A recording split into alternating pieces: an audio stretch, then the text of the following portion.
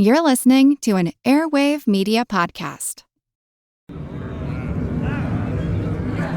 Sometimes it seemed like he was talking to himself.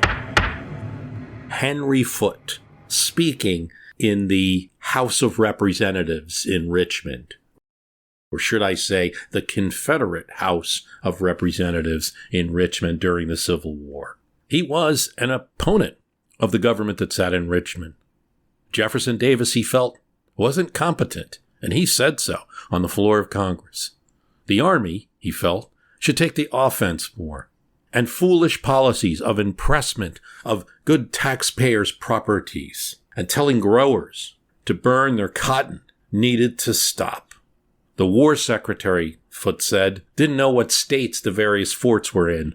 The Navy Secretary, Foote said, never created a navy, and probably couldn't swim.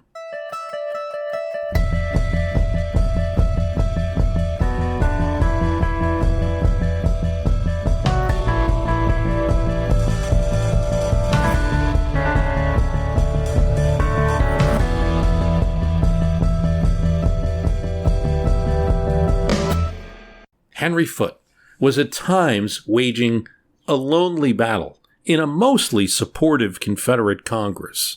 But he was about to get some help.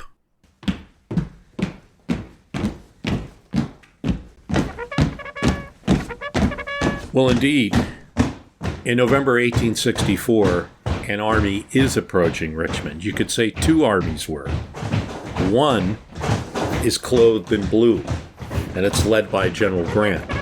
The other is clothed in gray, and it consists of merchants and farmers and lawyers and politicians. Now, both of them want to replace the government in a way. And both of them don't like Jefferson Davis. Both of them struggled to get to where they were, mightily. And both of them were not leaving Richmond without a fight. But they are two different armies. One is Grant's armies, with uniforms and guns attacking. The second one I'm referencing to is the new group of Confederate representatives that were elected in elections that took place between 1863 and 1864. Yes, by law, they were required to have congressional elections every 2 years. They had one in 1863 for the Congress that sat between, it would turn out, 1862 and 1864. And now they had to have, by law, by their Constitution, the Confederate Constitution, elections again. You've got 41 new congressmen entering, and most of them are opposed to the Richmond government, either in small or large part.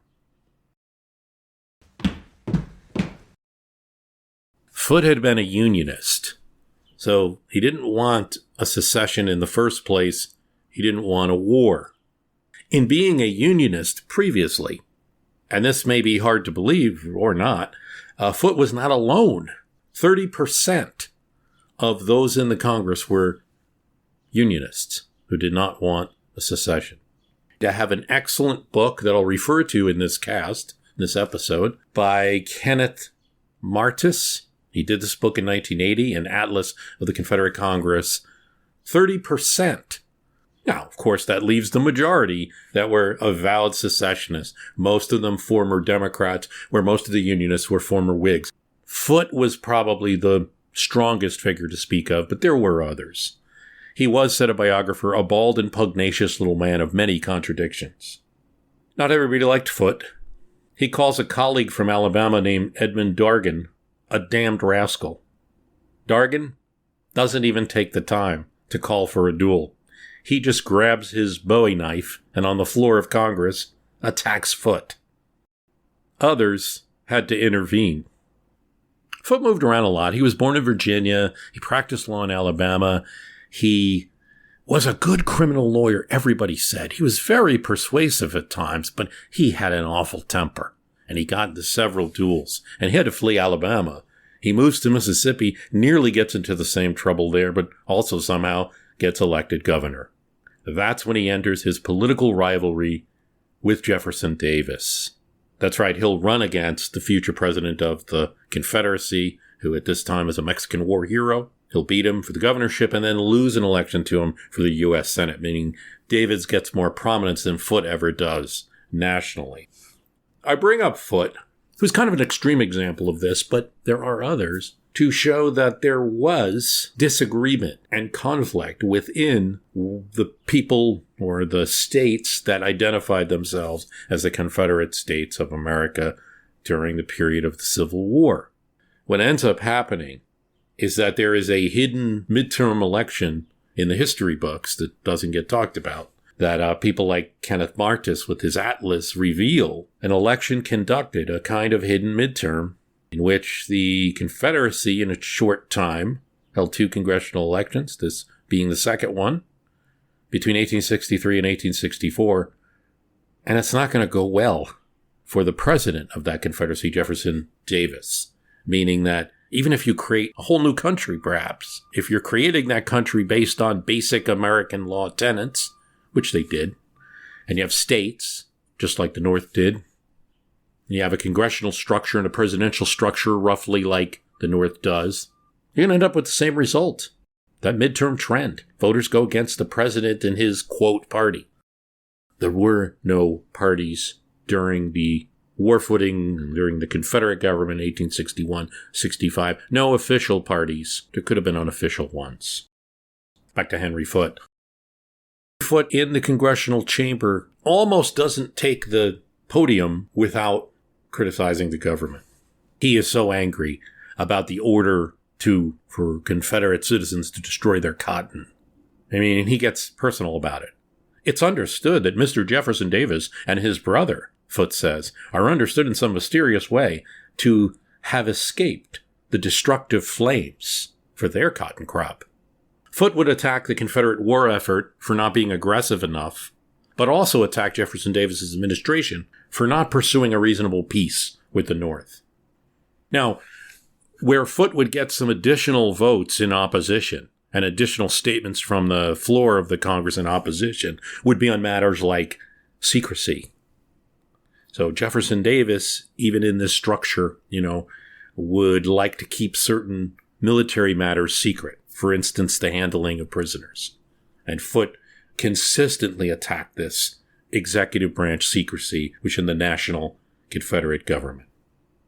Robert Barnwell Rhett of South Carolina is another one who's consistently attacking this secrecy given to the Davis government. Foote calls for the abandonment of military policy of defensive tactics in favor of a more aggressive one. He wants to attack the North. Albert Gallatin Jenkins of Virginia replies that the tone of Foote's resolution, "Sir, you are implying a criticism of the president, Jefferson Davis. Is that what you mean?" Foote says, "Well, yes, but so has Judge Harris of Mississippi, and he names other officials from Jefferson Davis's home state that feel the same way. We're fighting too defensively. Only campaigns in the North," Foote says, "would exact proper retribution for Yankee outrages."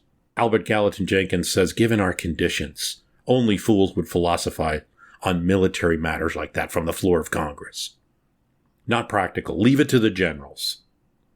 William Boyce of South Carolina, though, joins him in a barrage of criticism. "We should be aiming at an offensive war. Look at Napoleon. Look at Frederick the Great. They didn't wait and allow their enemies to dictate the terms of battle. Look at the North. They're willing to jettison their incapable leaders. Change generals. We don't do that." It's interesting that he says this because I don't think most textbooks consider that a strength of the Union and Lincoln, that he was constantly changing generals. Maybe it worked out in the end, but it took a long time to get to Grant. But the grass is always greener, right? So you have some people on the floor of this Congress, this speaking body, this legislative body, making this criticism.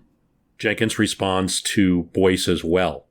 Davis has a plan, but he's not going to lay it out for congressional perusal. And Boyce disagrees with this. Foote disagrees with this. That's not true. There is no plan. And furthermore, we have a committee. We should be developing that plan. I bring up all this just to show you that there is some opposition, that the Confederacy, obviously isn't a, quote, democratic nation because there's a large group of people who aren't allowed to vote, although some of that existed north as well. But they did tolerate dissension, and there was plenty of it. And it gets manifested when they call for a second congressional election.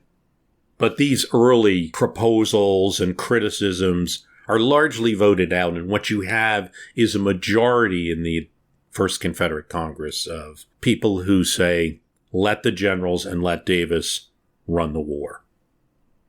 Because of the emergency situation, because there were battles going on in many of what were Confederate districts, and we'll talk about how crucial this is later, but the Confederacy claims many places that are really under Northern or Union Lincoln's control. And it will have representatives from all of those places, and it will follow exactly the congressional districts that did exist under the U.S. Congress. And it will follow exactly the same schedule, elections every 2 years for the House, and at that time, elections by legislature for the Senate, which was the same in the North at that time. This is before the 17th Amendment. It would follow exactly the Constitution, which the Confederate Constitution borrowed almost the identical language from the U.S. Constitution. Almost as in 98% of the words are the same. President gets 6 years instead of 4. And of course, they prohibit their Congress from restricting slavery at all. Not allowed to pass bills about slavery, which is what a lot of people will point to as, this is why you fought a war. It's in your Constitution. They could have banned it by amendment, but that's another story and another thing to get into later. They did make amendments slightly easier, 2/3. The rest of it, word for word is the language. Now, why is that? Didn't the Confederate States rebel from the North? Didn't they rebel from... Well, I think it's something that's often missed.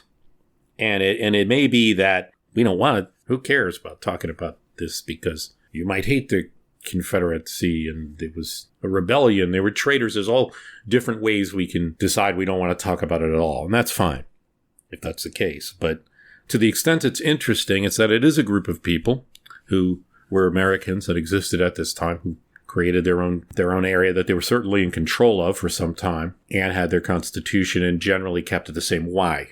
Because they wanted that legitimacy, because they still considered themselves states of America, just with the word Confederate beforehand. States of America. Their Constitution separates foreign nations from U.S. states. The Confederate Constitution treats, like Illinois, differently from France and England.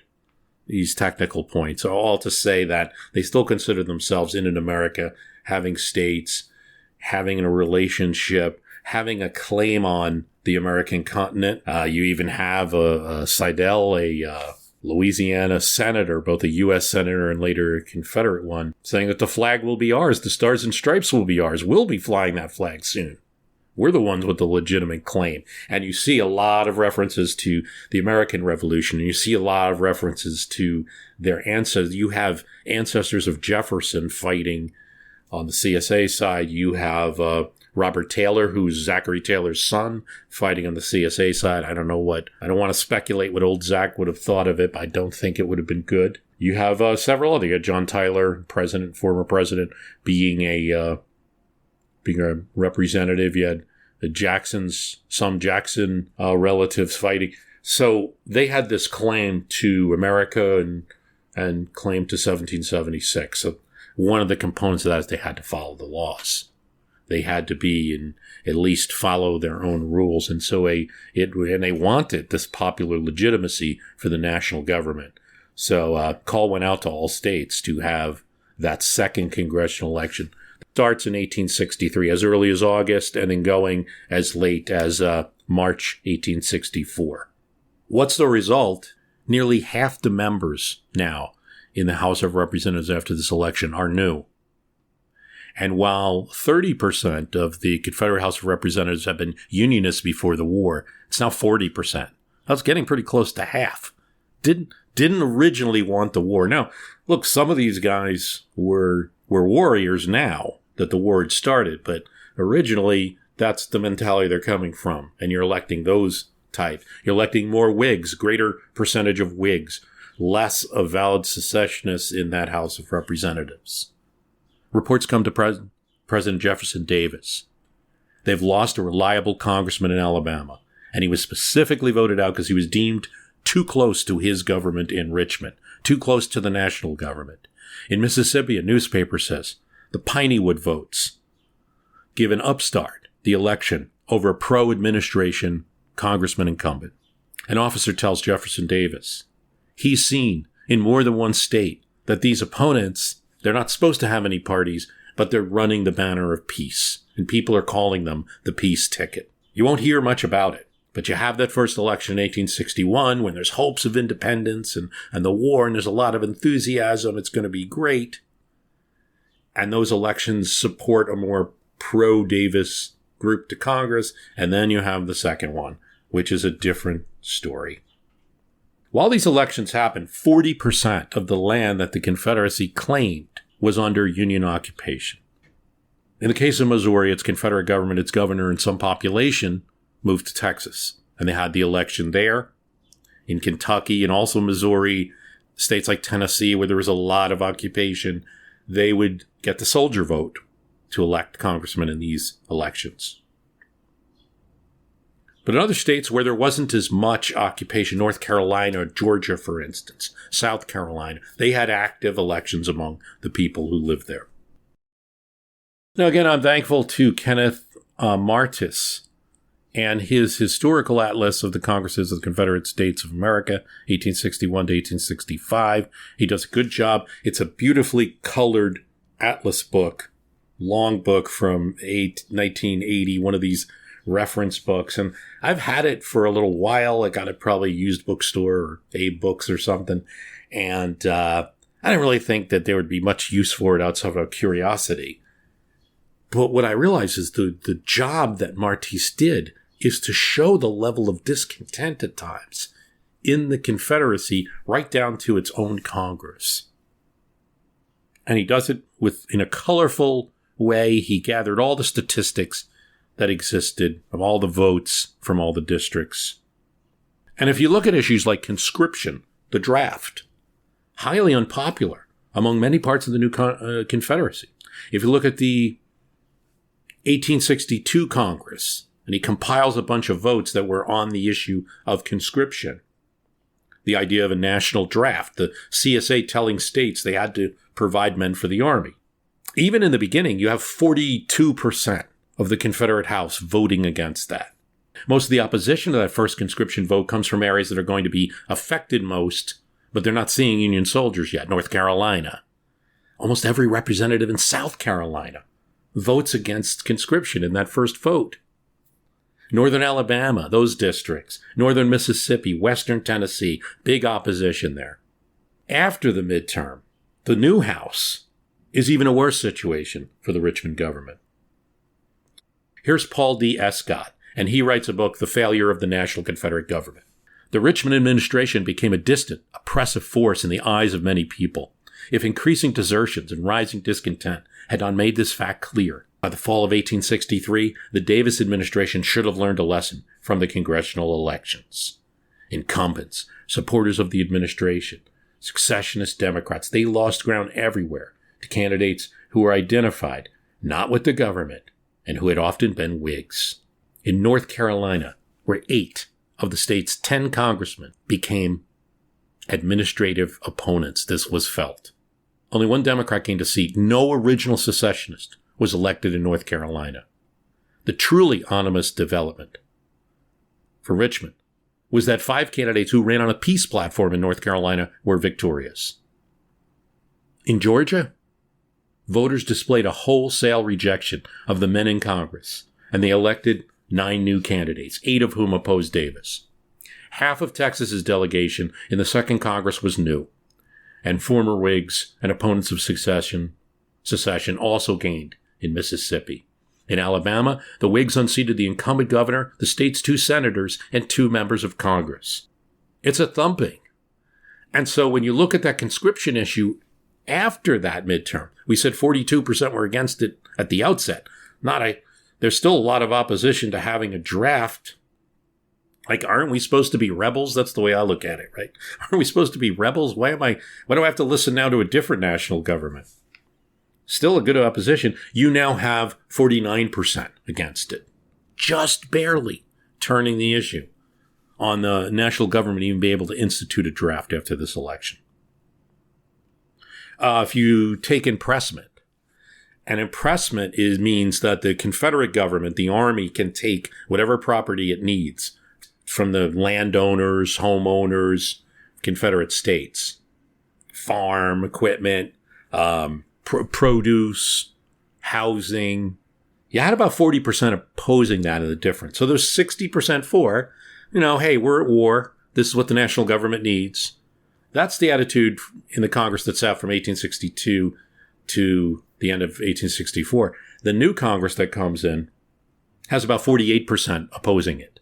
Now, when Kenneth Martis looks at general support for Confederate government, and he totals a bunch of issues. He takes a bunch of issues that Jefferson Davis really wanted to get passed through this Congress, like enforcement of that draft.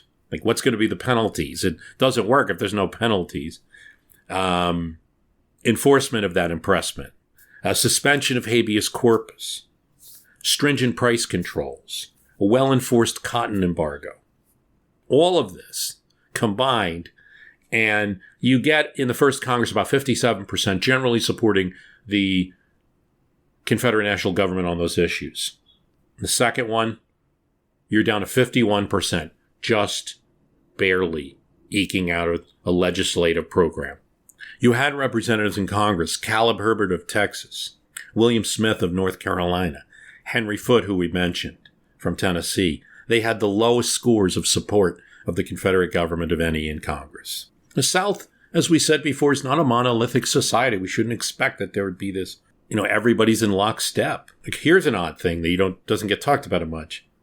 In South Carolina, that's the state that I think you could say started the war, in a sense. The original source of all of the tumult, and one of the originals to walk out of the Democratic Convention and create two Democratic parties that's going to lead to the secession movement. One of the first to secede.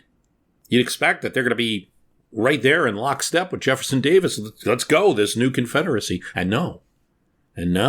They have some of the lowest scores on some of these issues, particularly when it comes to their privacy, when it particularly comes to their property, particularly when it comes to their say in what the Army is going to do. There were strong state feelings. And I would say there were strong state feelings in Texas, strong state feelings in North Carolina, and to a lesser degree others, but they're all doing things. We're going to talk about some of the governors. Now, there's something else to talk about here. These elections start in the fall of 1863. And had they happened earlier, just like in any midterm, it's the performance of the government. And one of the major outputs of this government, in the C.S.A., let's say, is the Army led by Robert E. Lee. He's having a lot of victories in 1862, victories in 1863. There is that troubling defeat, some might say a draw, in Antietam.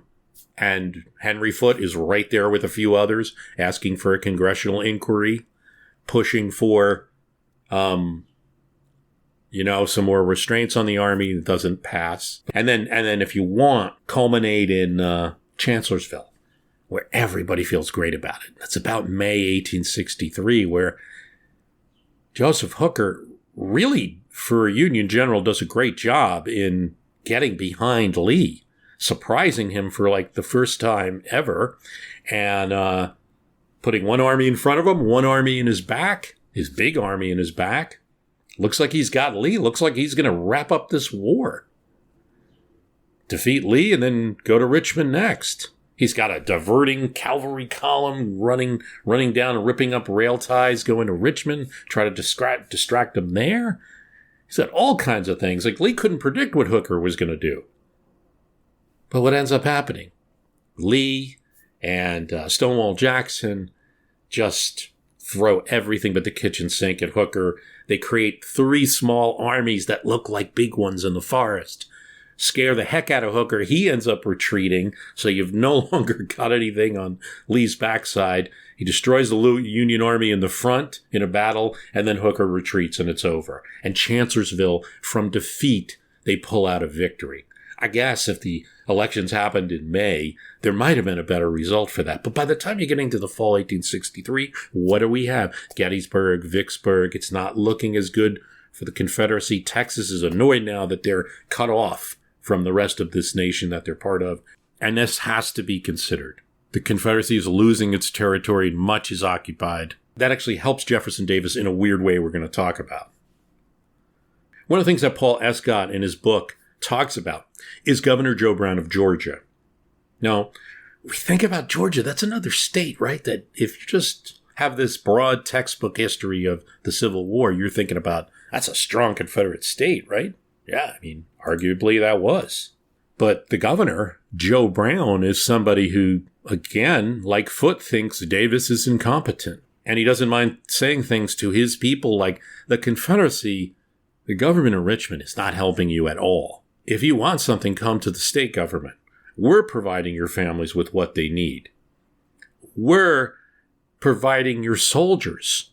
They're not getting the equipment from Richmond. They're barely arming them. We're having to supply soldiers out in the front. We're having to feed their families at home. He's got a distribution bread program. Arkansas, South Carolina, Virginia, North Carolina, and other states limit cotton production in favor of bread and have some form of state distribution, either voluntary or state-ordered systems. But Georgia's got one under Joe Brown that's pretty lockstep. He does something else. He goes after the distilleries. Well, why is this? Well, because distilleries, he finds, in northern Georgia are producing whiskey for Confederate soldiers. I mean, right? Now, if you're a national thinker, this is great, right? I mean, we got to, an army runs on its stomach, and let's face it, the boys need some recreation, and giving them a little jig of the whiskey, that's helpful to the cause. But you use corn to make whiskey, and for Governor Joe Brown, this is crazy when people are starving in his state because their men are serving in the army, that you're going to have distilleries taking corn product and making whiskey out of it. And he says, we didn't license them. He moves to shut them down. He says that the distilleries say that, well, we're owned by the Confederate government. Joe Brown says that doesn't matter. You need a license from Georgia in order to operate. And so he's able to shut some of these distilleries down and directly confront Richmond, saying it needs a license from Georgia to operate. And the local papers love it. The local population loves this. They love Joe Brown. Here's what Escott says. The growing influence of state leaders like Joe Brown indicated that Jefferson Davis had a diminished capacity to inspire people. Here's a letter from W.M. Brooks, where he had been president of the Alabama Secession Convention. This is the original guy who launches it in that state. He said, people are losing confidence in you, Mr. Davis. It's credibly said here that the president had scarcely a friend and not a defender. From Louisiana, a warning comes from a prominent journalist that a feeling prevails here among our people, that they have been forgotten or abandoned by Richmond, and they are suffering. And then you have some outright movements, some peace movements, particularly in North Carolina. You have groups like the Heroes of America, with their secret passwords and handshakes and codes, delivering messages, hiding deserters, sometimes sending messages to the Union Army. The Confederates end up having to send troops there and execute 13 ringleaders. Probably good if you're trying to run a country, but not good for public relations. And North Carolina, as you see, particularly that western end of North Carolina, is not going to have much love for the Richmond government. In fact, there's a gubernatorial election during this midterm. And there's two candidates, one avowed peace candidate, and then Zebulon Davis. Then Zebulon Vance. Zebulon Vance is not a peace candidate, all right? He doesn't want to put peace first, but he does insist that Davis has to negotiate now. And he's not a fan of Davis. Our people, he says, will not pay for the price that independence requires. He sends a warning letter to Davis. You better negotiate, or at least show you're trying. Show him that you're not tender with our lives in North Carolina. That's the election in North Carolina between one guy who hates Davis and one guy who hates him more. Now, Vance does win that election, but as we referenced earlier, there's going to be 8 candidates opposed to the administration sent. In northern Alabama, you have a guy, Robert Cobb. He's a former secessionist, right? He wanted this war. He wanted the independence. He's now running on a cause of removing that requirement of independence for peace. Let's give up on this idea of independence. It's not going to happen. It's not going to work. In a way, he's a mirror image of a person we might learn about more, Clement Vallandigham in Ohio, who is also on the Union side. He's a congressman from Ohio, but many think he's a copperhead. He supports the Confederates. He probably doesn't exactly, but he doesn't support the war. He wants peace. Lincoln sends him to the Confederates. He sends him south.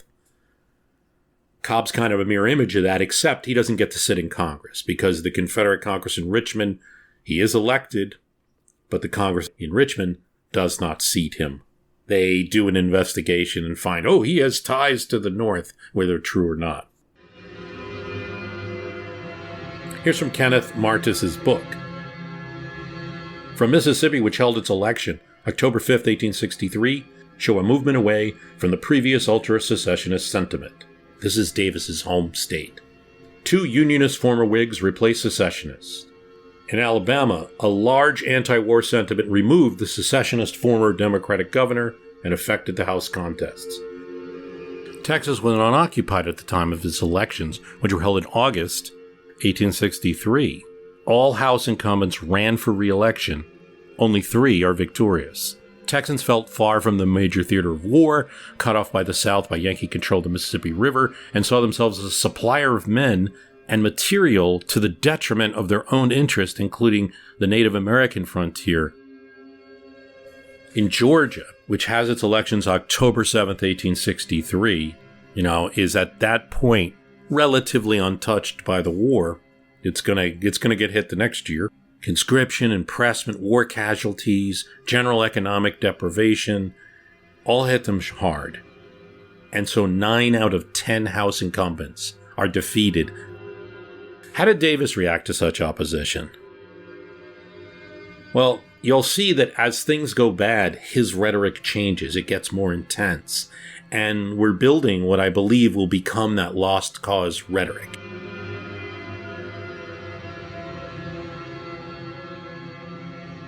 I believe, especially reading some of the things about the last couple of months that I have now, that as opposition within intensified, he hardened his rhetoric in an attempt to keep this national cause. And that would become the beginnings of the so-called lost cause movement that would exist long after the war's end. Now, for instance, reading about the fall of Richmond, they had presented Northerners and the Union Army as going to do such horrible things that the Confederates set fire to part of the city before they leave, much to the chagrin of the locals who hate this. And the Union Army, after it's occupied by Grant, has to come in and put the fire out, lest the whole city be on fire.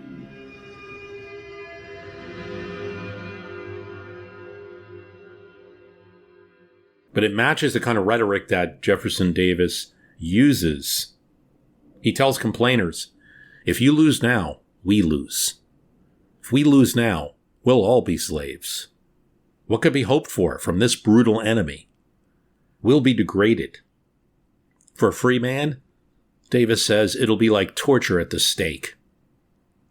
He tells soldiers in a special post-Gettysburg message, we cannot lose now. Defeat would mean nothing less than the extermination of yourselves, your wives, and your children. We know that the war is intense. We know that Sherman marches through and he's destroying at least property. We know this. But to say the extermination of you and your wives, like your children, this is really outrageous. This is not Lincoln's plan. This is not Grant's plan. No plan for the Union to do such thing. He talks about they're going to take your houses and partition them and bring people from the North to live in them. Now, there is some carpetbagging that occurs during Reconstruction after the war, no doubt about this. Everything's exaggerated in his rhetoric. That's what he says. Your houses will be divided up in parts, and they will incite servile insurrection upon you. You could argue that the Emancipation Proclamation might do that by its nature, but it's certainly not the intention, not the plan. Lincoln would steer far clear of saying anything like that. It's harsh rhetoric. It's getting people to do things that they wouldn't otherwise do coming out of desperation for the cause.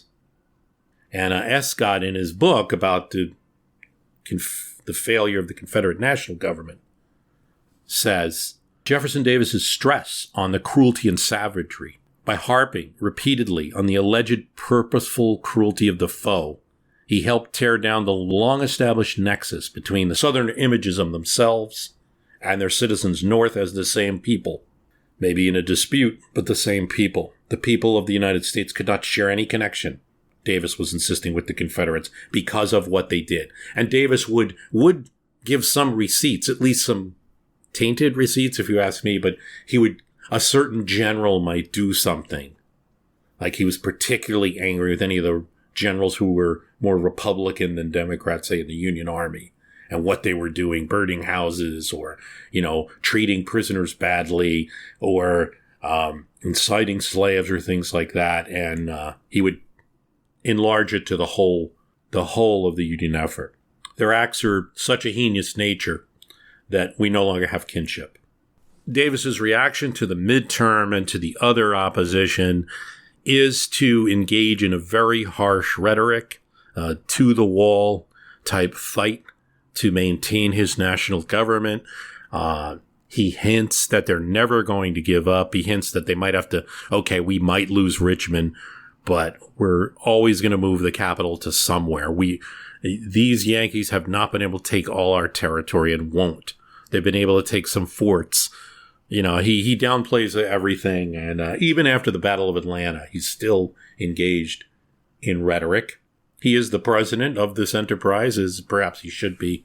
But there's something else in the Confederate system that sustains him. And that's that for all of these new congressmen that were elected in this kind of midterm thumping that happens to him, it's not quite a midterm, right? Because Jefferson has a 6-year term. Jefferson Davis has a 6-year term instead of a 4-year one. So it doesn't quite hit midterm. It almost does. What saves him is the fact that the Confederate House of Representatives has representation even from districts which can make no claim to control over their territory. So, for instance, Kentucky's entirely occupied by the Union Army by the time these elections happen. And yet they conduct, through soldier voting, a statewide, that means you vote for all of the districts in the state, a statewide ticket election for congressional representatives for every original district that the U.S. Congress has in Kentucky, the Confederate Congress will continue to have. The same thing, you've got a district, you've got a guy, Charles Russell, who's serving in Virginia. I believe it's District 16. That's in West Virginia. They've already declared themselves a new state, a Union state. The people there it's occupied by the Union Army. He has no way to go see his supposed constituents. But Charles Russell is in Richmond representing the northernmost part of Virginia, which is now West Virginia. There's a representative from what is St. Louis. St. Louis was never captured by any Confederates. It was a county that voted for Lincoln, the only county in the South to do so. And it's controlled by principally German and American Union Army troops. And yet it has a representative that goes to Richmond. So you see what we're talking about here. And so these representatives from occupied states, Martis notices, tend to give overwhelming support to the national government because it's the only chance they have of getting their territory back as they see it. These other areas have to sacrifice so we can get our parts of Virginia and Tennessee and Missouri and Kentucky back. So they tended to, there was still some opposition there, but they tended to support Jefferson Davis more. And there's enough votes there to barely get by.